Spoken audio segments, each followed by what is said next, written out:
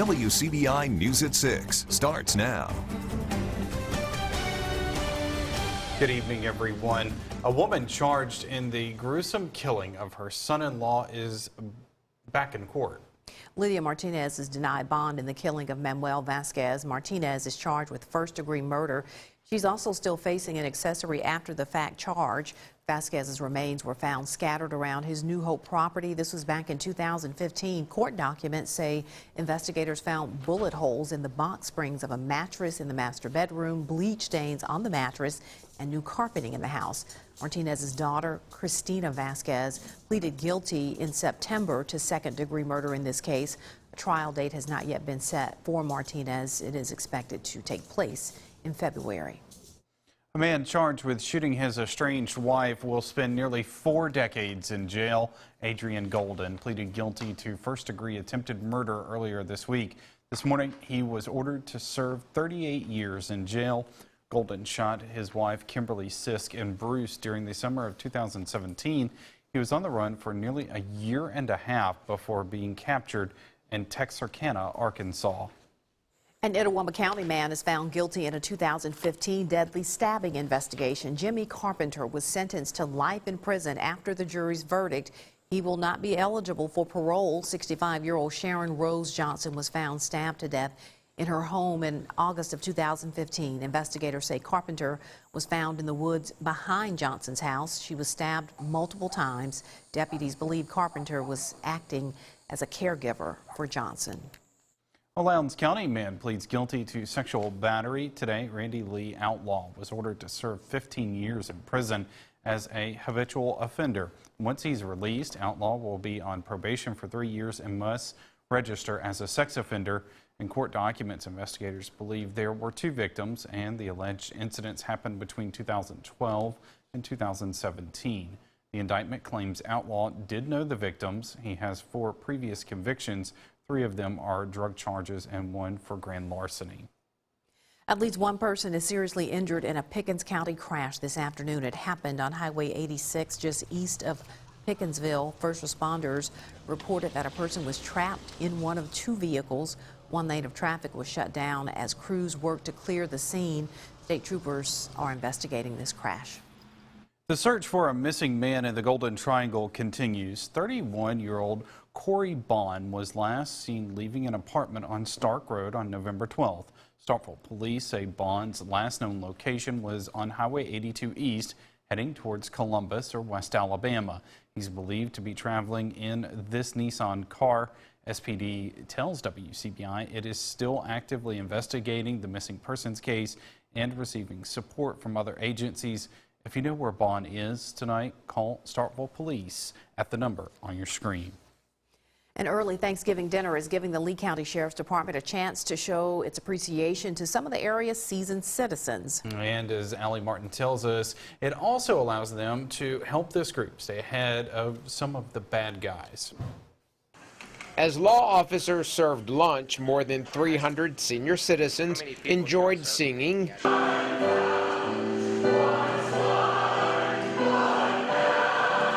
and a dancing demonstration.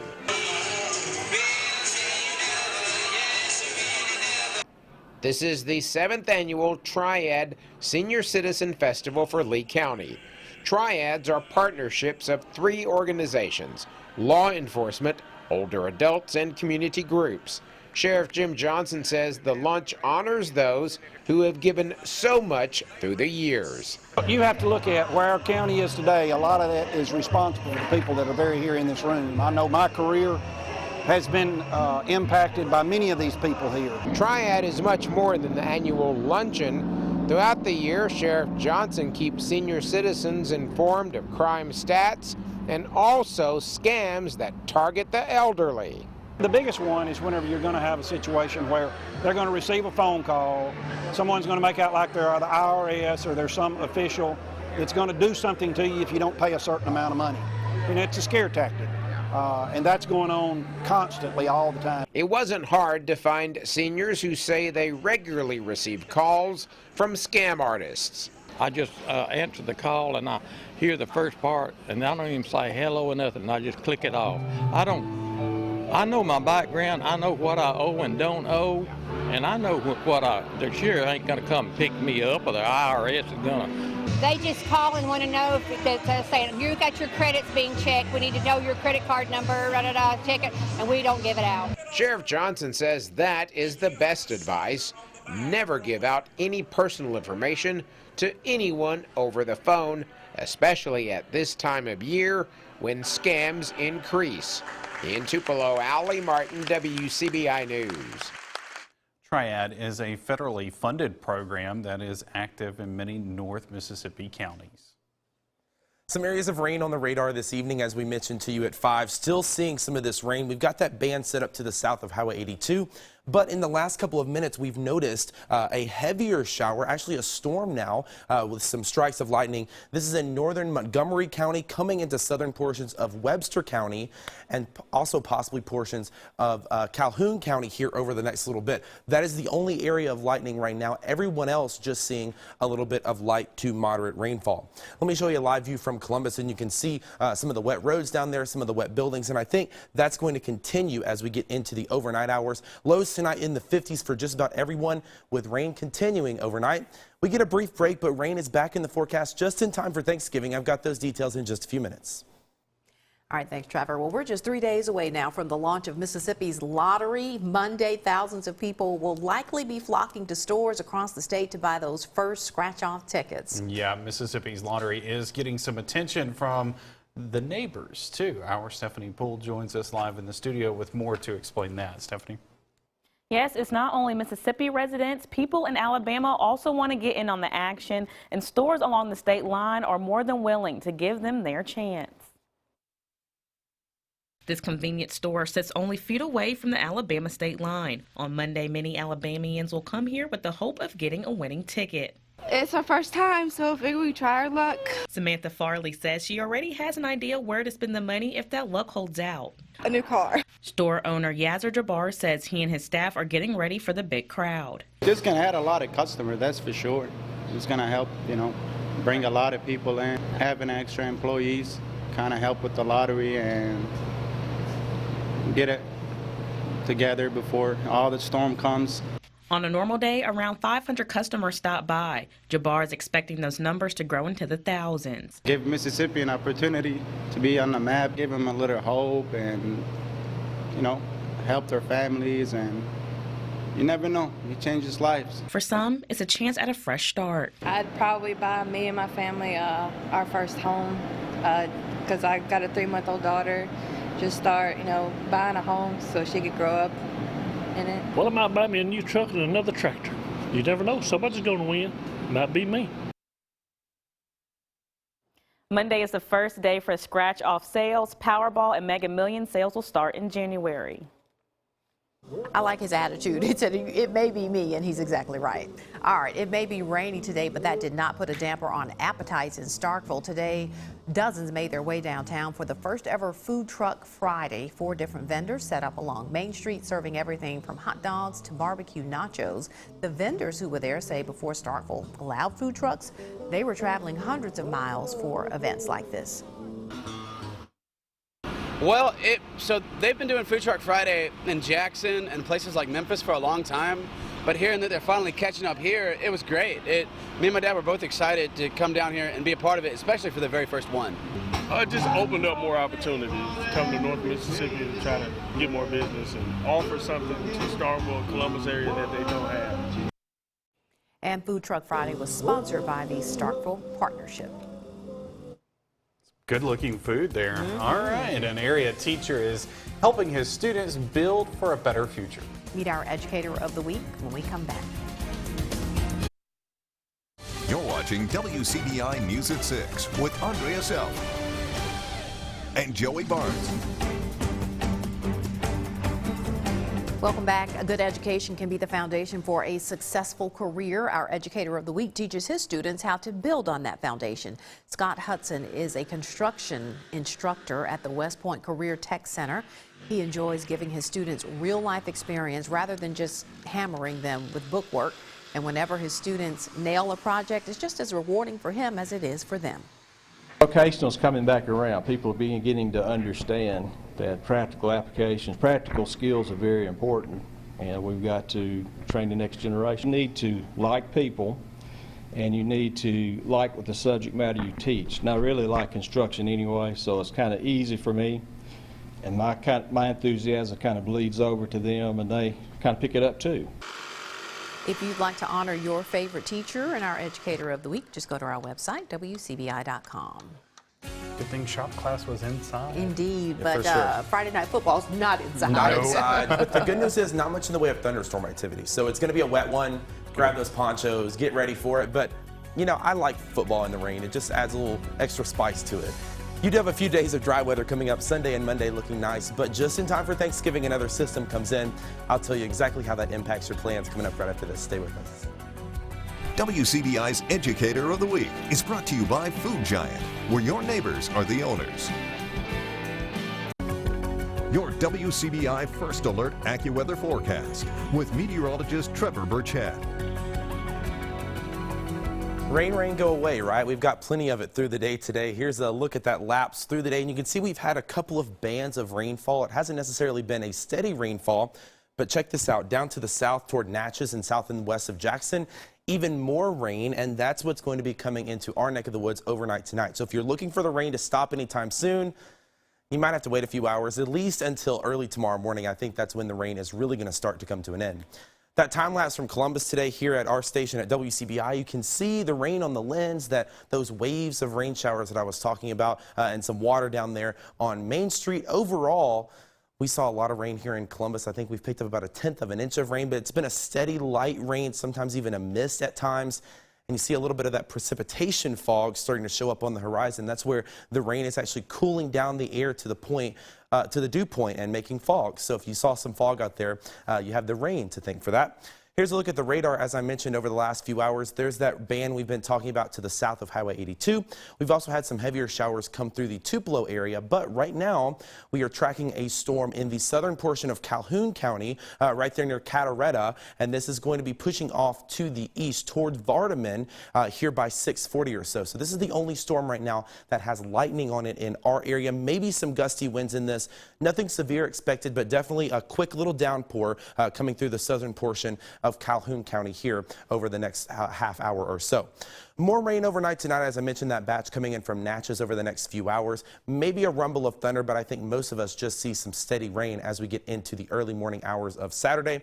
But I think by 9 a.m. or so, we should start to see that rain really start to die out. And I think by noon or so, we'll just be left with mostly cloudy skies. Those clouds are going to stick around, though. Not much in the way of sunshine as highs get close to that 60-degree mark for your day on Saturday. So on Futurecast, you can see some of those showers, maybe a rumble of thunder, as I mentioned, continuing through the evening. That cold front's going to sweep through here by 5 a.m. or so and leave us, as I mentioned, with mostly cloudy skies through the day on Saturday. Maybe a sprinkle through the day, better chances for that in the morning, but I do think most of Saturday, if not all of Saturday, is going to be dry with the exception of a sprinkle or two. Maybe into the afternoon hours, especially south of Highway 82, a few peaks of sunshine, but most of us are going to stay on the cloudy side for your day on Saturday. Now, next week, we've been tracking our next storm system that we've been telling you about for the last few days. We were thinking maybe a few storms with this, but that's actually starting to trend backwards a little bit. So maybe Tuesday through Friday, we'll talk about some off and on showers, not a total washout, but with those off and on showers, kind of like what we saw today, you might pick up 1 to 2 inches. And I'll show you that on Futurecast. Now, this is kind of a far out model. We're still about a week away from this event, so this could definitely change. But what we're thinking is we have this round come through on Wednesday. That brings us some showers through the day on Wednesday. Maybe some of that lasting into Thursday. I think most of Thursday is dry. That clears out of here, though, and I think for Black Friday shopping and any activities on Friday, we should be on the dry side with the exception of maybe a few sprinkles. So we'll call that 40% chance for some showers on Tuesday or Wednesday, 30% chance for Thursday. So Thanksgiving overall looking good. Maybe take the umbrella to Grandma's house, though. Friday, all that does start to dry out, though, back into the mid-60s for us on Friday. So a little warmer, a little bit of a roller coaster with the temperatures this week. Check that out, 70 degrees for Tuesday. I tell you what, even if you forget the umbrella, you better bring what you're supposed to bring for dinner. You don't want Grandma mad at you, because she'll tell you how she feels. Oh, yeah. And they'll remind you year after year what you'll never live it down. Absolutely. Right. For me, it's always plates, so it doesn't matter. Me too. The safe option. to our continuous weather coverage. My scenery is a lot more wet than what Trevor was just telling you. But actually, we're here for our WCBI End Zone Game of the Week. I've got more on all the action when we come back. Stay with us. Your WCBI Sports with Courtney Robb is brought to you by your local Ford dealers. Go further. It might be raining and it might be pouring. However, that's not stopping either Wcbi County or Houston from getting in some third-round playoff action. Welcome to Macon, Mississippi for our WCBI End Zone Game of the Week. As I just previously mentioned, a matchup in the third round of the playoffs between Wcbi County and Houston. And not only is this a third-round matchup for both of these teams, it's a rematch from a regular season game a few weeks ago. Now that matchup between Wcbi County and Houston resulted in a Wcbi County win. The Tigers getting the win in that one, 19-12 on their home turf here in Macon. Houston has been dealing, as we know, with the injury bug all season long. It's been a huge issue for them. When they played Wcbi County during the regular season, that was in the middle of a 3-game losing skid.